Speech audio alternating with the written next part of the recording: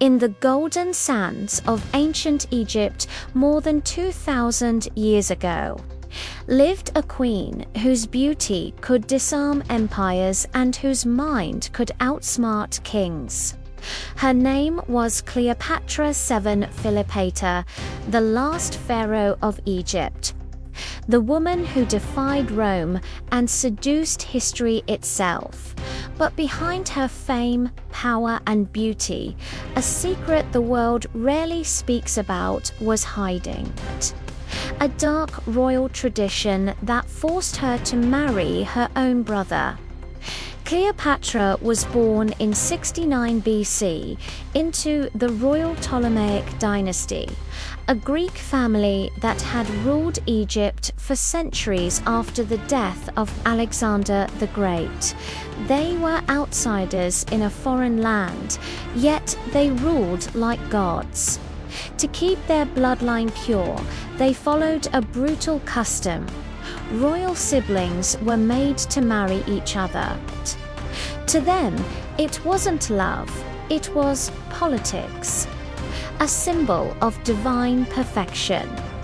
Pharaohs were seen as gods, and gods could only unite with other gods.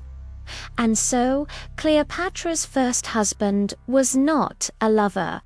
He was her 10-year-old brother, Ptolemy XIII. She was only 18. At first, the young queen tried to rule Egypt wisely. She spoke 9 languages and understood science, politics, and philosophy. But the royal court was filled with betrayal. Her brother's advisors turned against her. Whispers filled the palace halls that Cleopatra was too ambitious, too dangerous, too clever. Soon, the teenage queen was banished from her own throne. Driven into exile, she wandered the deserts of Syria, plotting her return. And then came fate, a name that would change her story and the world forever. Julius Caesar. When Caesar arrived in Alexandria in 48 BC, Egypt was already burning with civil war. Cleopatra knew this was her moment. But how could she reach him? Her brother's soldiers guarded every door, so she did the unthinkable. In the middle of the night, Cleopatra was smuggled into Caesar's chambers, wrapped tightly inside a carpet. When the carpet was unrolled before the Roman general, out came the young queen, radiant, fearless, and full of charm. That night, history changed. Caesar was captivated, not just by her beauty, but by her brilliance. He helped her reclaim her throne, defeating her brother's forces. In the chaos, her husband's brother Ptolemy XIII drowned in the Nile while trying to flee. Cleopatra was queen once again. But the dark tradition didn't end.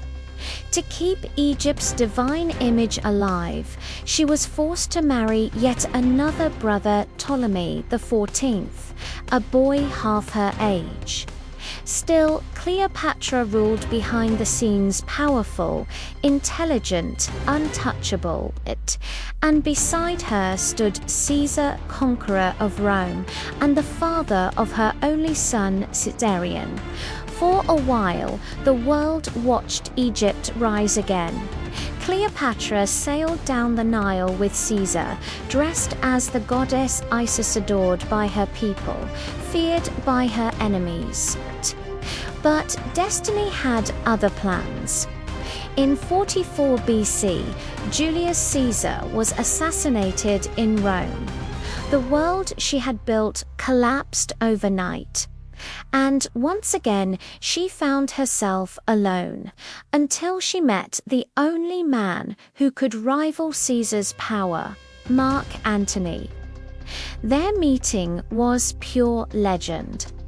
Cleopatra sailed to him on a golden ship, its sails scented with perfume, its oars made of silver. Mark Antony, the Roman general, was enchanted. Together, they became unstoppable. Lovers, rulers, symbols of passion and power.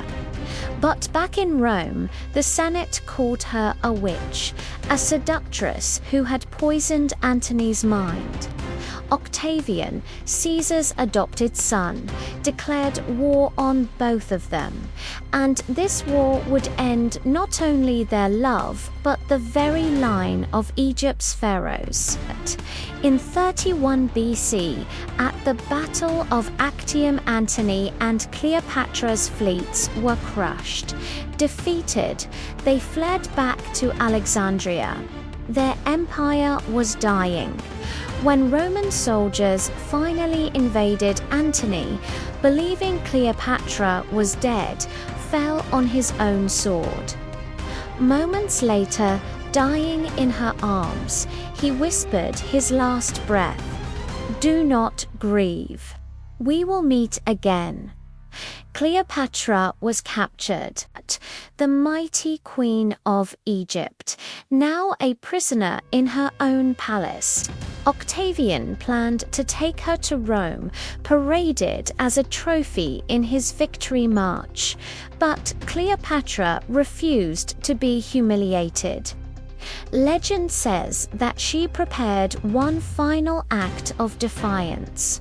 She dressed in royal robes, placed her golden crown upon her head, and ordered a servant to bring her a basket of figs inside, which hid a small venomous asp, a royal Egyptian cobra.